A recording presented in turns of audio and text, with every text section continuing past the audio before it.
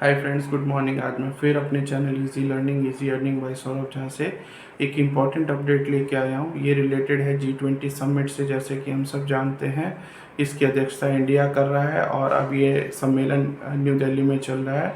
इसके अलावा इसकी थीम की बात कर लेते हैं। इसकी थीम है Vasudev Kutumbakam, one earth, one family, one future. और इसके अलावा और भी कुछ इम्पोर्टेंट फैक्ट्स हैं।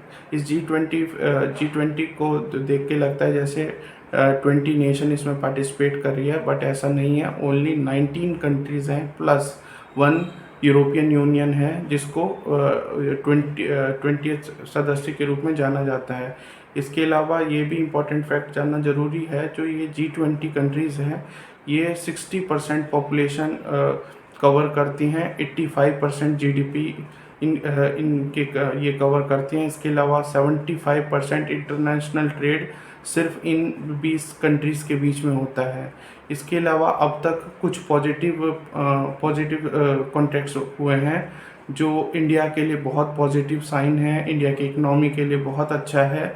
जैसे कि फर्स्ट मैं आपको बताना चाहूँगा, Bharat middle east Europe corridor पर सहमति बन चुकी है। इसमें क्या होगा, इंडिया, सऊदी अरब, अमेरिका और यूरोप मिलके एक रेलवे लिंक बनाएंगे और यहाँ से ट्रांसपोर्टेशन, बिजनेस और फ्यूचर इंफ्रास्ट्रक्चर से रिलेटेड बहुत सारे प्रोजेक्ट इंडिया को मिल सकते हैं और ये बिजनेस पर्पस के लिए बहुत अच्छा होगा।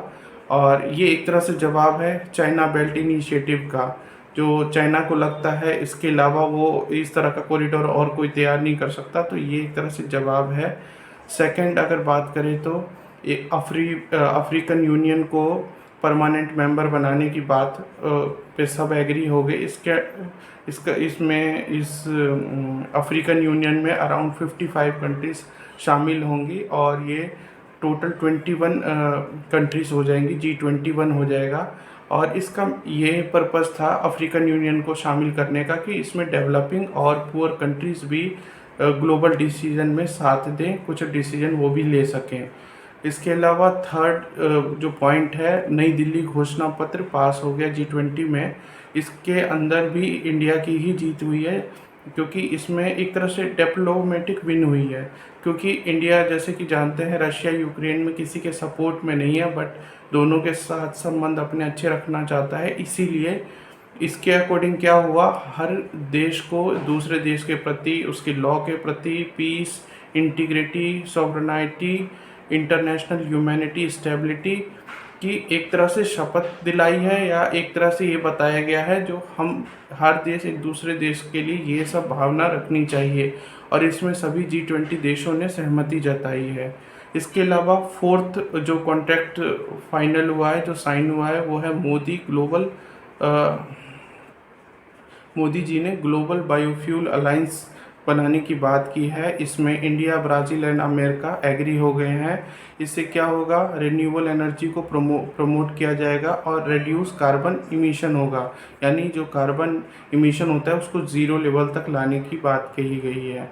इसके अलावा फिफ्थ जो पॉइंट जिस पे सब एग्री हुए हैं वो ये है, आफ्टर रशिया यूक्रेन वार के बाद हर कंट्री एक दूसरे के प्रति जो अविश्वास बन गया था, वो अविश्वास ख़त्म करना है। और इस चीज़ को लेके सब पॉजिटिव हैं, सब चाहते हैं हाँ ये चीज़ होना चाहिए, जो अविश्वास एक दूसरे के प्रति हुई है वो ख़त्म होना चाहिए। तो ओवरऑल आप देखें तो ये इंडिया की अध्यक्षता में एक बहुत ही अच्छा कदम हमारे देश, हमारी इकनॉमी के लिए है। और ये वीडियो पार्ट 1 है G20 का। पार्ट 2 मैं आपके लिए थोड़ी देर में लाऊंगा। उसमें मैं आपको बताऊंगा जो इस G20 सम्मेलन के सक्सेसफुल होने के बाद किन शेयर्स को आप बाई कर सकते हैं, जो पॉजिटिव हो सकते हैं मार्केट में इन कमिंग वीक और coming month. Thanks for watching. Please like, share and subscribe my channel.